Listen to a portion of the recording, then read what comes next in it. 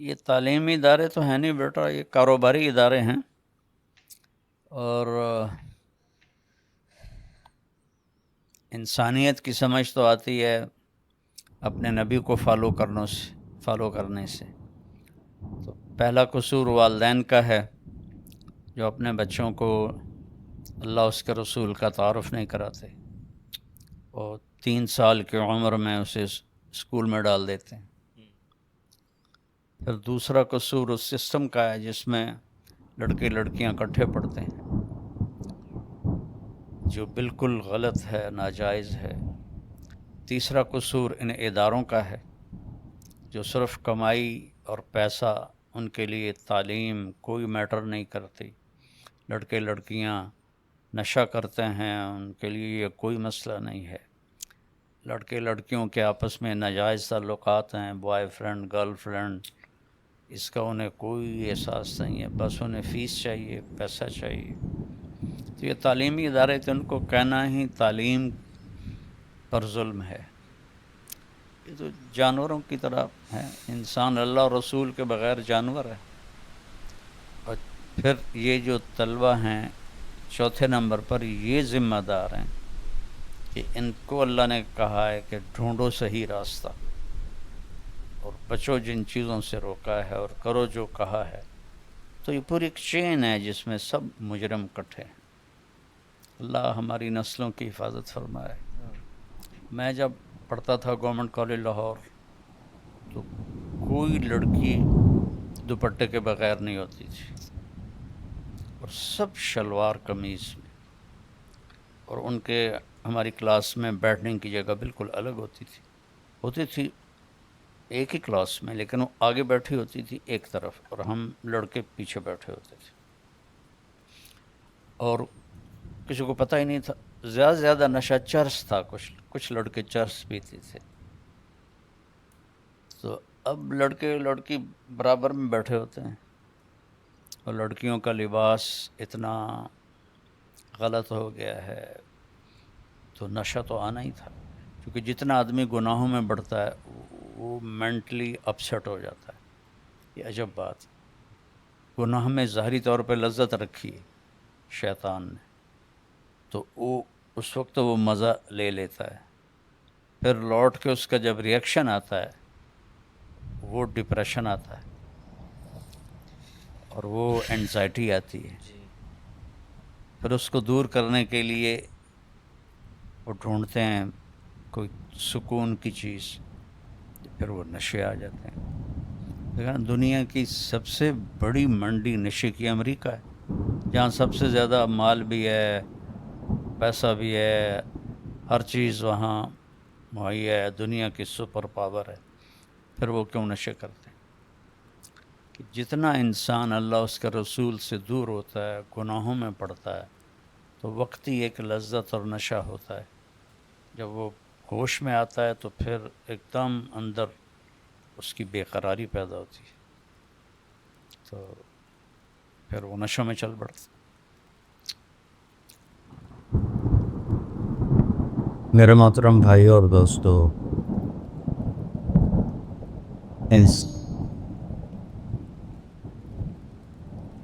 انسان کے بارے میں اللہ تعالیٰ کی کتاب کہتی ہے کہ انہو کان ظلوما جہولا، بہت بڑا جاہل ہے اور بہت بڑا نادان ہے۔ باقی جتنی مخلوق ہے، ایک مچھر سے لے کر ہاتھی تک، ربنا الذی اعطی کل شیء خلقہ ثم ھدی، رب وہ ہے جس نے ہر چیز کو پیدا کیا اور اسے زندگی گزارنے کا صحیح طریقہ سمجھائے۔ کوئی جانور، کوئی دو پایا، کوئی چوپایا، کوئی پرندہ، کوئی کیڑا، کوئی مچھلی اپنے لائف سٹائل میں کوئی غلط نہیں کر سکتے۔ آپ شیپ کے سامنے گھاس رکھ لیں، بیٹھا رہے گا؟ نہیں کھائے گا۔ گوشت رکھیں گے تو کھائے گا۔ بکری کے سامنے گوشت رکھ دیں، نہیں کھائے گا۔ گھاس رکھیں، کھائے گا۔ یہاں کتنے شوگر والے بیٹھے ہوں گے، ان پہ آگے مٹھائی رکھو، کھا جان، حالانکہ پتہ بھی ہے کہ نہیں کھانی، پھر بھی کھائی ہوں، اپنے آپ کو تسلی دیں گے ادھی بلی وقت کھا لوں. تو ایک تو انسان جاہل پیدا ہوتا ہے. لا تعلمون شیئا، تم کچھ بھی نہیں جانتے. پھر کسی نے کسی شعبے میں علم حاصل کیا، کوئی کسی شعبے میں، کوئی کسی شعبے، تو ان تمام کے اوپر ایک آیت اللہ نے ایسے پھیلا دی ہے، وَمَا أُوتِيتُم مِّنَ الْعِلْمِ إِلَّا قَلِيلًا. تم نے جو کچھ سیکھا ہے وہ خود نہیں سیکھا، وہ تمہیں اللہ نے لیا ہے، وہ بہت تھوڑا دیا ہے. إِلَّا قَلِيلًا، وہ تھوڑا بھی ہے. تو تھوڑے علم کے ساتھ کوئی کام بھی صحیح نہیں ہو سکتا. تو پھر کیا حل ہے؟ اللہ تعالیٰ نے کہا فَفِرُّوا إِلَى اللَّهِ، میری طرف دوڑ لگاؤ، میرے پاس آؤ، میرے پاس تمہیں زندگی کا حل ملے گا. یا اللہ تو اب اوپر ہے، کہاں سے تیری باتوں کا پتہ چلے گا؟ تو اللہ تعالیٰ نے فرمایا لَقَدْ جَاءَكُمْ رَسُولٌ مِّنْ أَنفُسِكُمْ، تم میں ایک رسول میں نے بھیجا ہے، عزیز علیہ ما عنتم، تمہیں تکلیف میں دیکھ کر اسے دکھ ہوتا ہے. حریص علیکم، تمہاری خیر خواہی کا اسے حرص ہے، خیر خواہی کا لالچ ہے. بالمؤمنین رؤوف الرحیم، اللہ نے کسی انسان کو اپنے صفاتی ناموں سے نہیں نوازا اور اپنے نبی کو اپنے 2 صفاتی نام عطا فرمائے، بالمؤمنین رؤوف الرحیم، ان ربک لرؤوف الرحیم. ایک طرف اللہ کہتا ہے تیرا رب رؤوف الرحیم ہے، اور زمین پر کہتا ہے میرا محبوب بالمؤمنین رؤوف الرحیم. تو آپ کے لیے رؤوف الرحیم ہے. تو رؤوف بہت نرم، حد سے زیادہ نرمی کرنے والا، رحیم ہر وقت رحمت کرنے والا، ہر وقت رحمت کرنے والا. پھر اگر تھوڑی سی دھمکی سنائے فَإِن تَوَلَّوْا، اگر مجھے اور میرے حبیب کو چھوڑ دو گے تو اللہ اپنے حبیب سے کہہ رہے ہیں ان سے کہہ دو فَقُلْ حَسْبِيَ اللَّهُ، نہ مانو میرا رب مجھے کافی ہے، علیہ توکلت وهو رب العرش العظیم، میرا اسی پر توکل ہے. تو کوئی بھی شعبہ ہو زندگی کا، ہمارے پاس علم تھوڑا ہے، آنکھیں وہاں تک دیکھ رہی ہیں، آگے نہیں، پیچھے نہیں دیکھ رہے، اب ادھر نہیں دیکھ رہی، اب ادھر نہیں دیکھ رہے، اب نیچے نہیں دیکھ رہے. ایک بول رہا ہے اور آپ سن رہے ہیں، یہاں 2 شروع ہو جائیں تو آپ کو کچھ سمجھ میں نہیں آئے گا کہ کیا بولا جا رہا ہے. دیکھنا کمزور، سننا کمزور، سوچ کمزور. انسانی دماغ 4-5% سے زیادہ کام نہیں کرتا، بلکہ وہ سویا ہوا ہے، وہ نہ جنت میں کھولے گا. تو ہماری سوچ ایک وقت میں 2 چیزیں نہیں سوچ سکتے، ایک وقت میں 2 چیزوں پر غور نہیں کر سکتے. تو لہٰذا فَفِرُّوا إِلَى اللَّهِ، اللہ کی طرف دوڑو. اللہ کی طرف دوڑنے کا اللہ نے سورہ نساء میں کہا فَلَا وَرَبِّكَ لَا يُؤْمِنُونَ حَتَّى يُحَكِّمُوكَ فِيمَا شَجَرَ بَيْنَهُمْ. میرے محبوب یہ پہلی قسم ہے قرآن کی، جو قرآن میں قسمیں ہیں سورہ نساء پہلی قسم ہے، اور اتنا اس میں اظہار محبت ہے جس کو کسی بھی زبان میں منتقل نہیں کیا جا سکتا. میں کوشش کرتا ہوں تھوڑا واضح کرنے. قسم کھانے والا خود رب ہے، خود آپ ہے، اور کیا کہہ رہا ہے مجھے آپ کے رب کی قسم. اس سے لگتا ہے کہ قسم کھانے والا رب کوئی اور ہے اور رب محمد کوئی اور ہے. عربی میں جب اظہار محبت کو پیک پہ پہنچایا جائے جس کے آگے اوپر کوئی چوٹی نہ ہو ہمالیہ کی طرح، تو وہاں یہ تکلم کا سلیقہ اور طریقہ ہوتا ہے جس کو اللہ نے صرف اپنے حبیب کے لیے استعمال کیا. فدا و رب، مجھے آپ کے رب کی قسم. سبحان، نہیں میں اس کو جو محسوس کر رہا ہوں وہ میں آپ کو بتا نہیں سکتا ہوں. جب اللہ نے مجھے عربی پڑھنے کی توفیق نصیب فرمائی، کہاں گورنمنٹ کالج اور کہاں گانا بجانا، کہاں اللہ نے راستہ موڑ دی. تو یہاں اتنا اظہار محبت ہے جس کو سمیٹا نہیں جا سکتا. تو اس کے بعد ہے فلا و رب، مجھے آپ کے رب کی قسم. اللہ اپنی قسم کیسے اٹھا رہا ہے؟ اپنے نبی سے جوڑ کر. مجھے آپ کے رب کی قسم. یہ آباد والوں کو بتا دو، جب تک آپ کی غلامی نہیں کریں گے میرے نظروں میں کوئی حیثیت نہیں ہے. چاہے برج خلیفہ سے بھی بڑا ٹاور بنا دیں، کوئی حیثیت نہیں.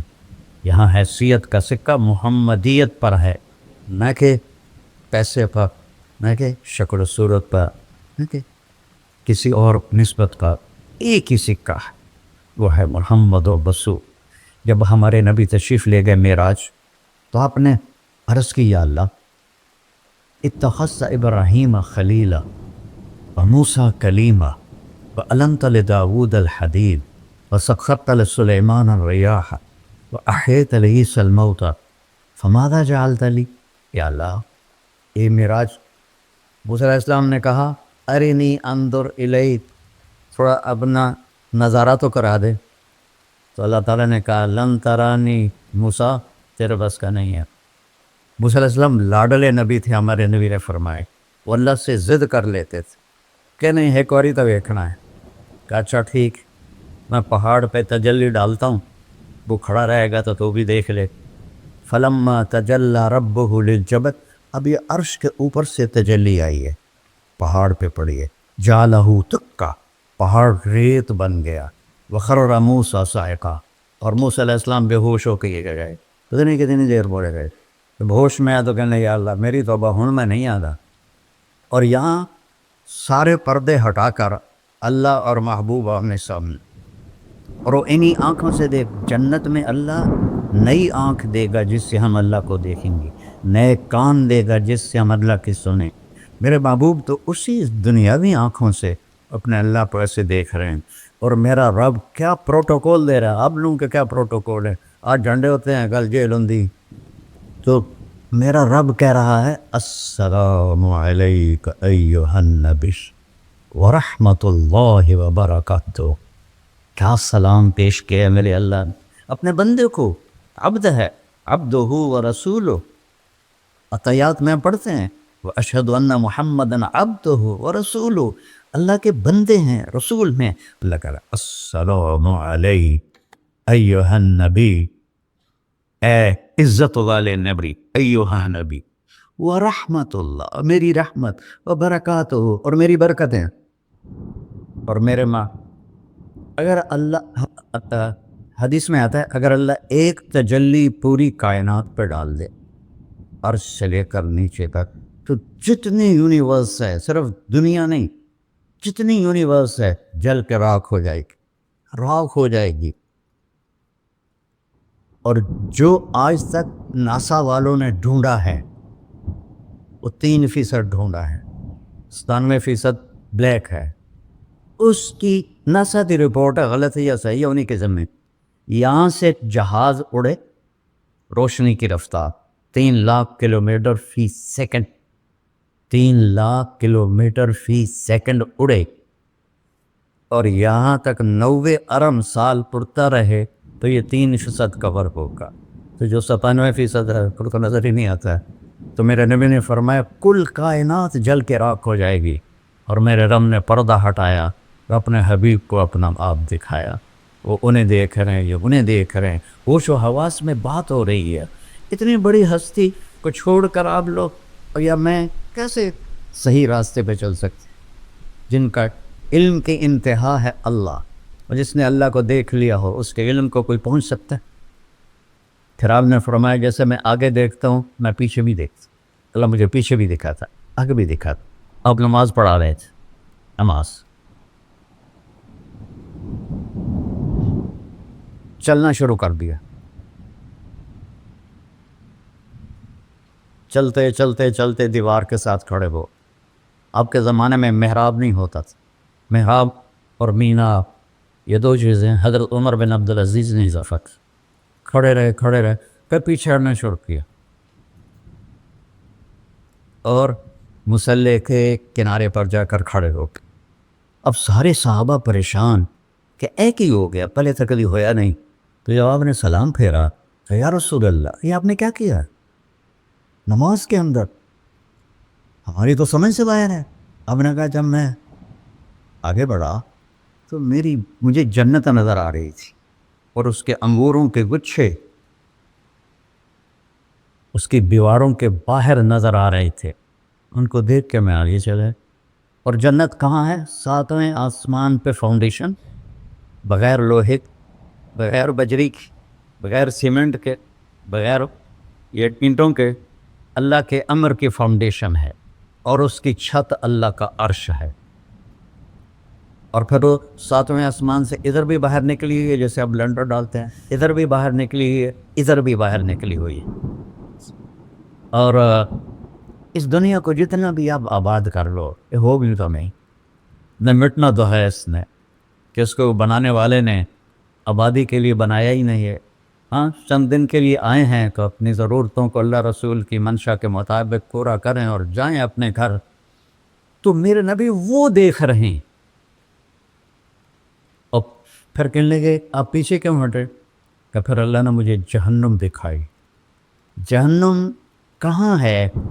اس کو میرے نبی نے فکس کر کے بتایا جیسے جنت کو بتایا؟ نہ، اللہ نے بتایا ہے وہ بھی اوپر ہی۔ کب مجھے جہنم نظر آئی، اس کے شعلے نظر آئے تو ڈر کے میں پھر پیچھے ہٹ گیا۔ اب بتاؤ، جو اتنی بڑی آنکھ رکھتا ہو، آپ اس کی بات کو نہ مانیں اور بازار کی بات مانیں تو ہم سے بڑا کوئی بیوقوف ہے؟ میرا نبی کہتا ہے، اللہ کہتا ہے، اللہ سود کو مٹاتا اور صدقے کو بڑھاتا ہے۔ آج کے سب تاجروں کا ذہن ہے بینکوں کے بغیر ہم کام کیسے کریں گے؟ تو تو میں ایک حدیث بیان کر رہا تھا کہ یا اللہ میرے لیے کیا ہے؟ تو اللہ تعالیٰ نے فرمایا آپ کے لیے وہ ہے کسی کے لیے، اولیس قد اعطیتک افضل من ذلک کلہ، میرے محبوب آپ کو تو میں نے وہ دیا ہے جو کسی کو بھی نہیں دیا۔ یا اللہ کیا دیا ہے؟ کہا اللہ ذکرت الا ذکرت معی، قیامت تک تیرا نام میرے نام کے ساتھ جڑ گیا ہے، یہ جدا نہیں ہو سکتا۔ لا الہ الا اللہ بولو آگے۔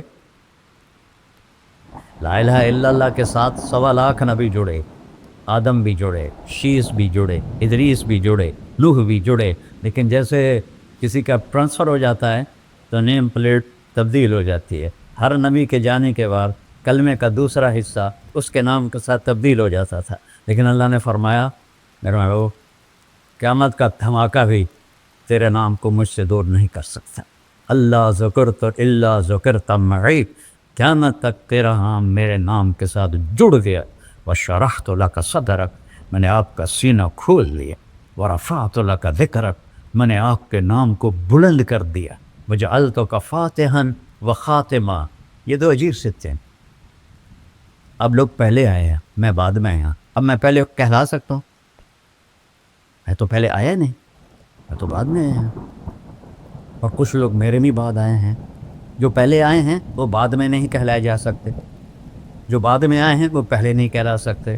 اور میرا رب کہہ رہا ہے جعلتک فاتحا، ابتدا کرنے والا بھی تو ہے، وخاتما، اور انتہا کرنے والا بھی تو ہے میرے محبوب۔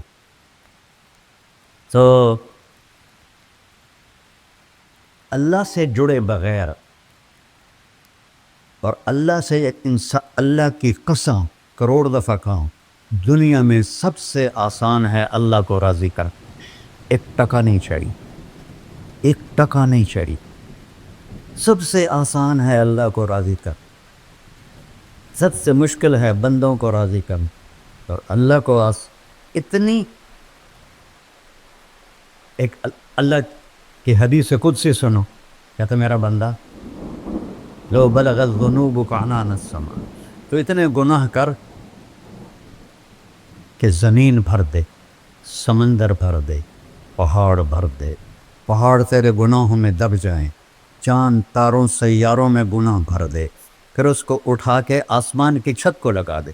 آسمان ناقابل دید ہے، آج تک کوئی نہیں دیکھ سکا، نیلا رنگ تو روشنی ہے سورج کی، اور تو آسمان کی چھت کو ایک عورت ایک مرغ